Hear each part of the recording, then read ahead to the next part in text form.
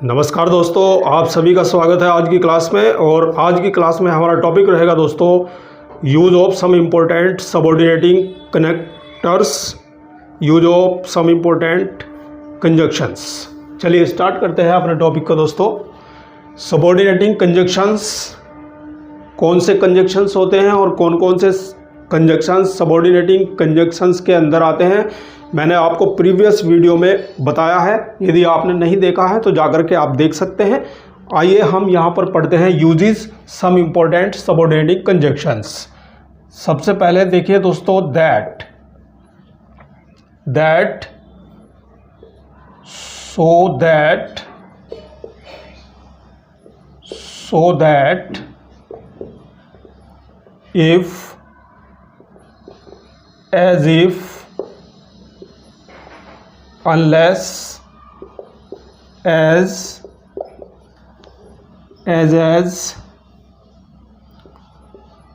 so as,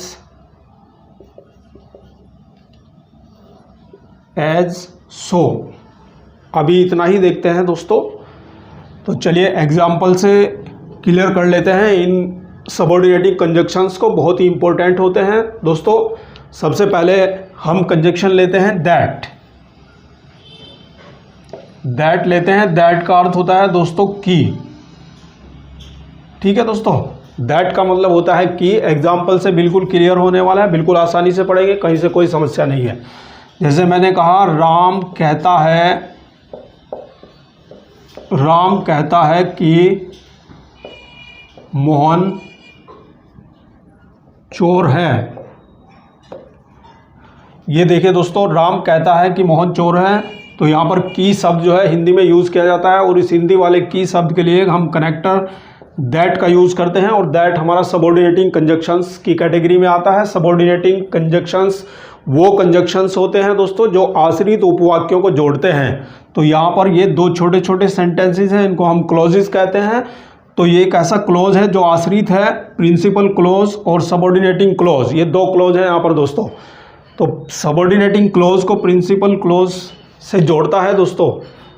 subordinating clause होती है आश्रित उपवाक्य, यानी ये उपवाक्य पूर्ण रूप से प्रिंसिपल क्लॉज के ऊपर आश्रित होता है। राम कहता है कि मोहन चोर है, तो ये बात मोहन के चोर होने की निर्भर करती है राम के कहने पर। तो राम ने ऐसा कहा है। ठीक है दोस्तों, इंग्लिश में ट्रांसलेशन होगा राम कहता है, राम सेज, और की के लिए हम दैट का यूज़ करेंगे दोस्तों। ये हमारा सबऑर्डिनेटिंग कंजक्शन है।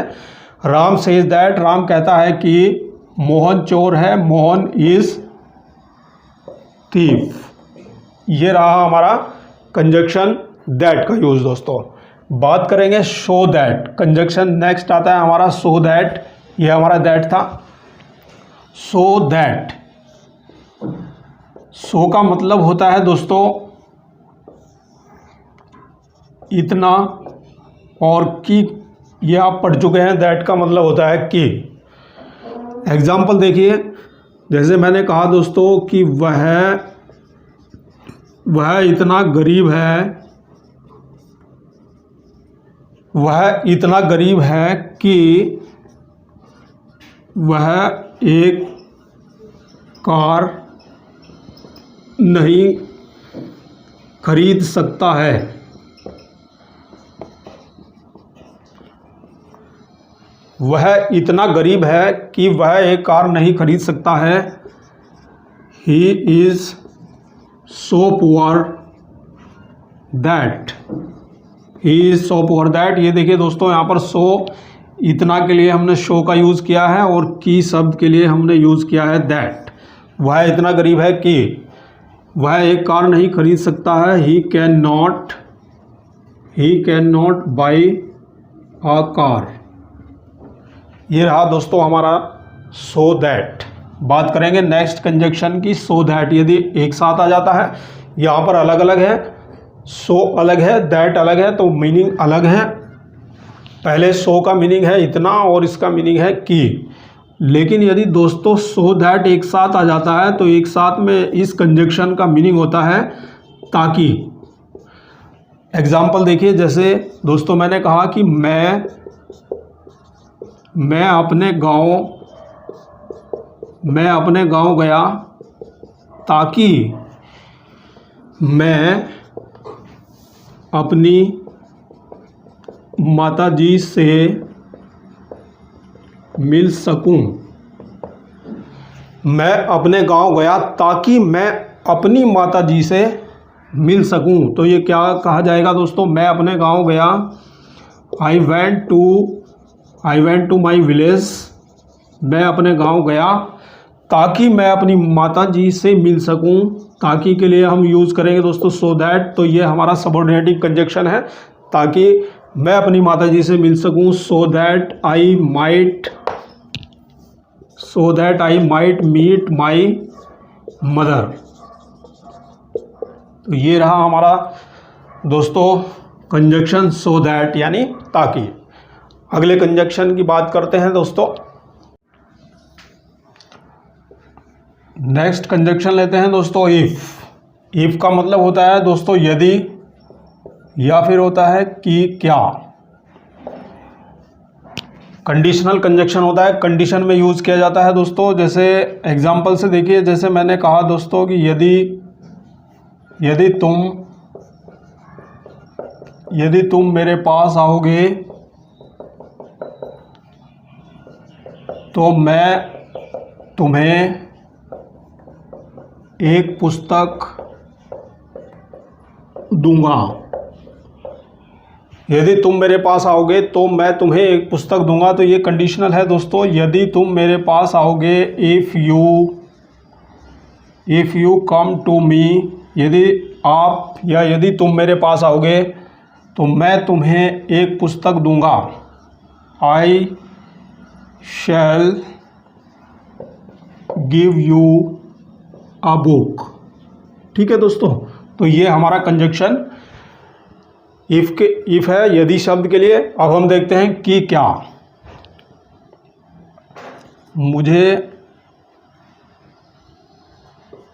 मुझे नहीं पता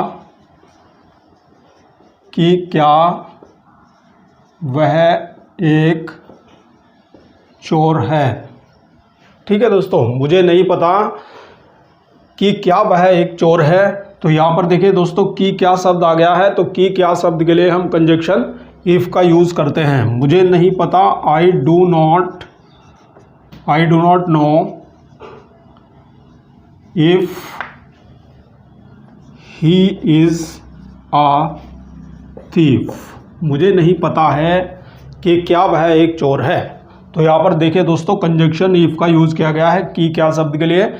बढ़ते हैं अगले कंजक्शन की तरफ। अगला कंजक्शन आता है हमारा दोस्तों एज इफ़ का मीनिंग होता है दोस्तों मानो कि। एग्जाम्पल देखिए, जैसे मैंने कहा दोस्तों कि वह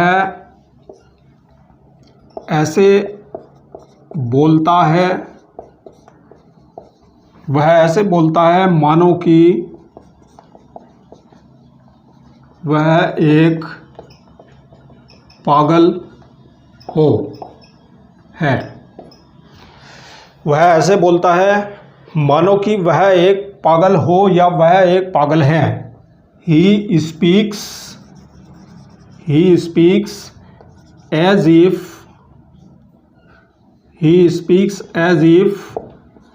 he were mad। ठीक है दोस्तों, तो यहाँ पर देखिए ये हमारा कंजक्शन यूज़ किया गया है एज इफ। अगले कंजक्शन की तरफ बढ़ते हैं। अगला कंजक्शन हमारा अनलेस है दोस्तों। अनलेस का मतलब होता है यदि नहीं। यदि का मतलब आप अभी पढ़ चुके हैं इफ़, और नहीं का मतलब होता है not. If plus not equal होता है अनलेस। यानी ये एक नेगेटिव वर्ड होता है, नेगेटिव कंजक्शन होता है। नॉट इसके अंदर शामिल होता है, अलग से नोट लगाने की आवश्यकता नहीं होती है दोस्तों। एग्जाम्पल देखिए, यदि आप अध्ययन नहीं करोगे तो तुम फेल हो जाओगे। ठीक है दोस्तों, यदि आप अध्ययन नहीं करोगे तो तुम फेल हो जाओगे।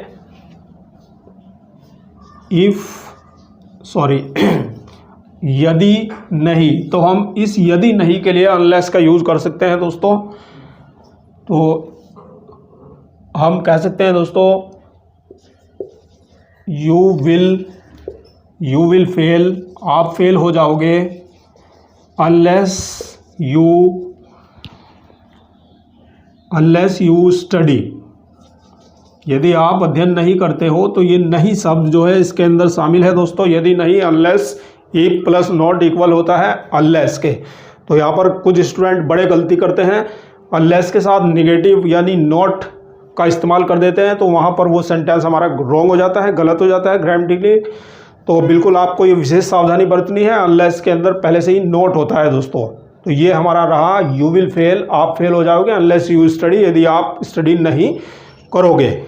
बढ़ते हैं अगले कंजक्शन की तरफ।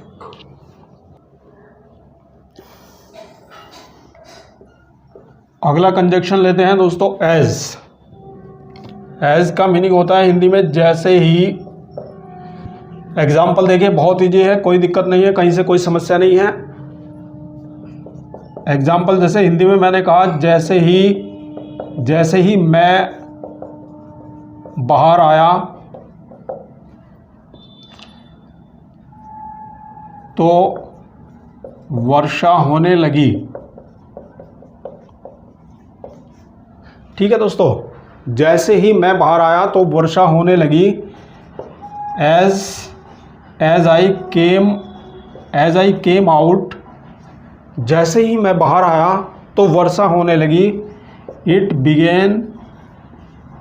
Begin to rain. ठीक है दोस्तों, तो ये हमारा जैसे ही। अगला कंजक्शन की तरफ जाते हैं। अगला कंजक्शन है हमारा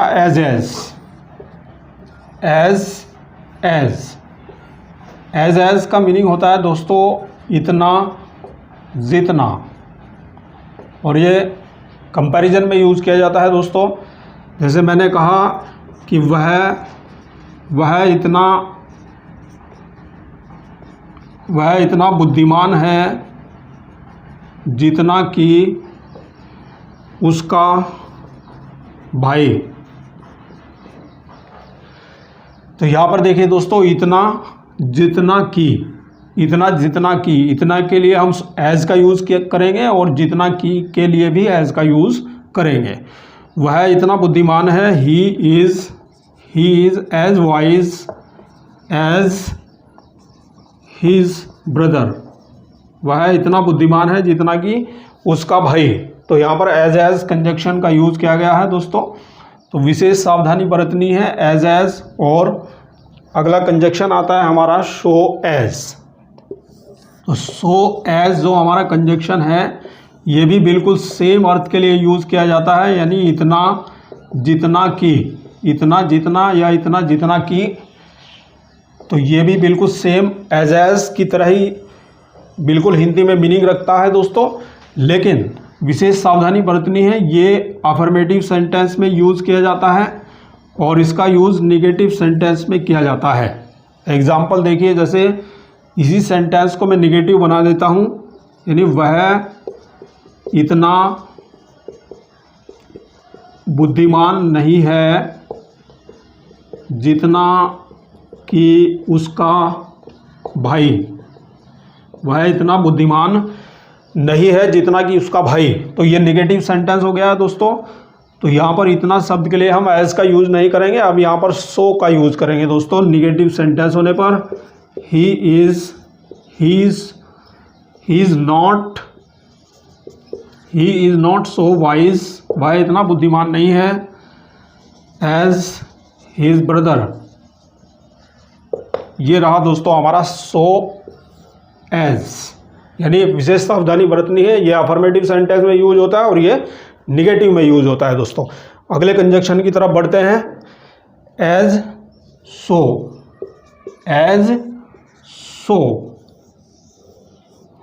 सो का अर्थ होता है दोस्तों जैसा वैसा। ठीक है दोस्तों, एग्जाम्पल देखिए, बहुत इजी है, बिल्कुल आसानी से पढ़ेंगे। जैसा तुम बोओगे वैसा ही काटोगे।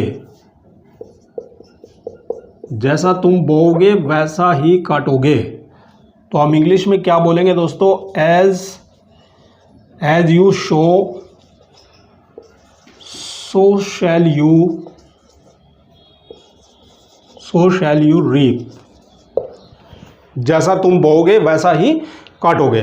तो ये देखा आपने कुछ सम इंपॉर्टेंट कोऑर्डिनेटिंग कंजक्शंस। दोस्तों आज का वीडियो आपको कैसा लगा कमेंट करके बताइएगा। Thank you very much for watching this video. मिलते हैं नेक्स्ट कंजक्शंस के साथ नेक्स्ट वीडियो में।